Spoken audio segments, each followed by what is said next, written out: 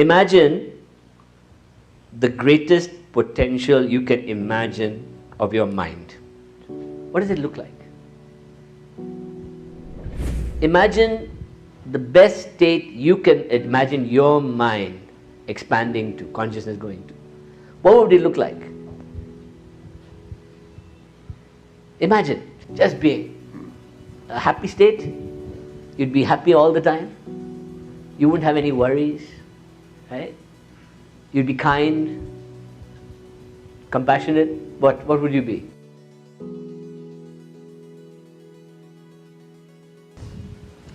Okay, let us look at consciousness for a second, okay?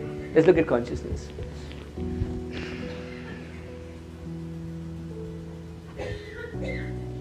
Right now, I'm conscious of somebody coughing over there, right? I'm conscious of your face right now, right? While I'm looking at your face, am I able to look at her face? Right? I can't, right?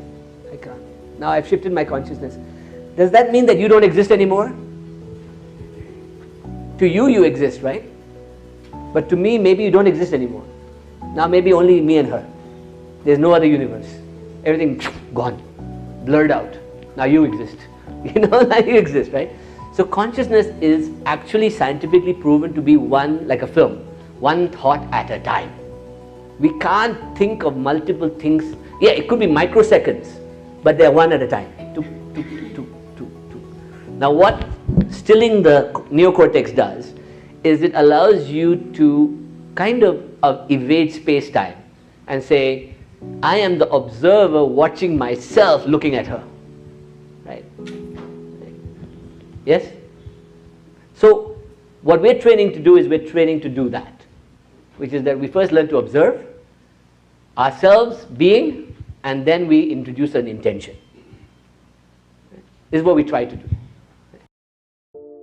The limbic region controls our emotions, and that means that everything that most of the things you see wrong in your life or right in your life are a product of that region of the brain, right?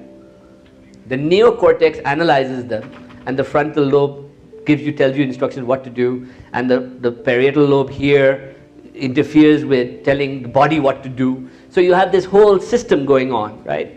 And I think that what meditation asks you to do is to lower the impact of those two higher brains completely and come back to your reptilian brain as the starting point to look upwards, right? So what we're trying to do is we're trying to reduce the activity of the neocortex first, right? Decreasing limbic also. That means when they talk about witness and observer, right? What they're asking you to do is to be limbic, control your limbic. Don't react, don't express anger, don't get emotionally attached, right? You're controlling that, right? So the more we are able to train the lizard, the reptilian in us, right? It's like a place we go back to and from where we start, right? And that reptilian is also responsible for us running, fleeing, reproducing. All that comes from the reptilian, right? Our animal instincts, right? So we're saying we want to control our animal instinct, we want to understand our emotion, and then we want to apply our brain to it with intention. So the Buddhists call it vipassana and samatha, right? Which is the idea of stilling the mind, calm down, and then with intention throwing that pebble in, right? So you want to learn how to still first before you can throw the pebble in.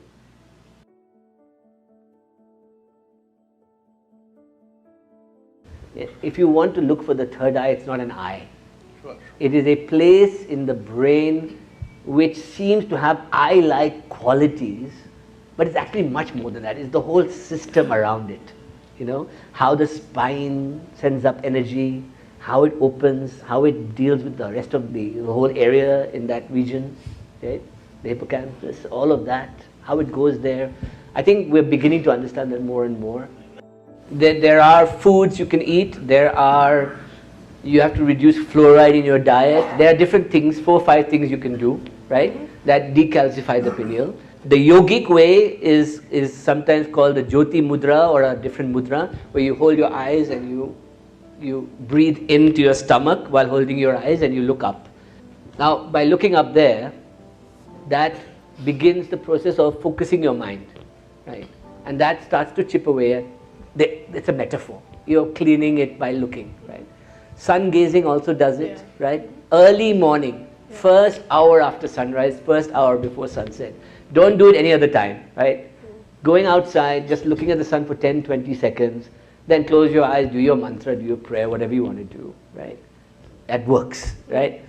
The fluoride diet, right? Superfoods like spirulina. Kale is also very good. Kale juice is also very good.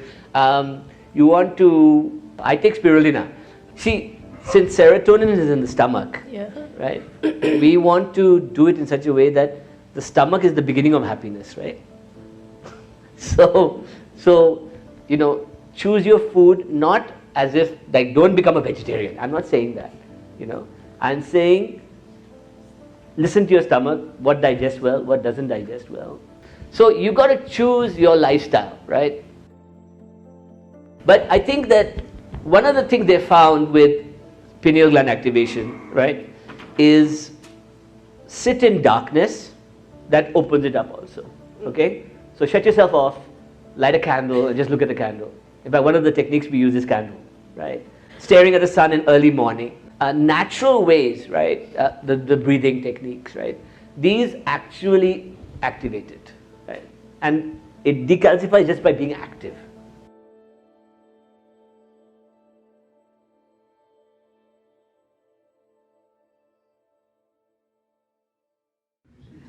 See, the thing is that, like, I did martial arts for a very long time, right? Aikido. And at first it was so hard. I wanted to quit, you know, knee hurting, pain, come back from exercise 3 times a week, beaten up, hated it, right? Then I got better, and I got better. And suddenly I was able to sit still in meditation for half an hour. I was able to do my job, my work better. I was able to suddenly more productive. I didn't know why, right? I don't know why. So what did I get? The journey of doing the martial arts led to a better version of me than I was before, right? In some way. Version 2.0, little bit improved, slightly improved, right? Now, the idea of super consciousness, the idea of any kind of consciousness, is that sitting here, am I aware of how you feel? You know, are you and I connected heart to heart? You know, if you don't think about that, it's not going to connect. I feel it, but by me and him connecting, you're feeling it. So you become a magician of energy and consciousness and mind. So, and then once you become a magician, how can you go back to being a mere mortal anymore? That you do it because you have no idea of the human potential you're tapping into in yourself when you try. And when you expand that human potential, right, everything in life becomes better. Because when your heart is active, right, are you not the sweetest, gentlest person possible? Are you not compassionate and kind, and nobody gets an angry word out of you, you know? But maybe an hour later you kick them in the butt, but during that hour you're like bliss, you know? You feel heart, you're giving your heart, right? It would be nice if you could cultivate that 24 hours a day, that state.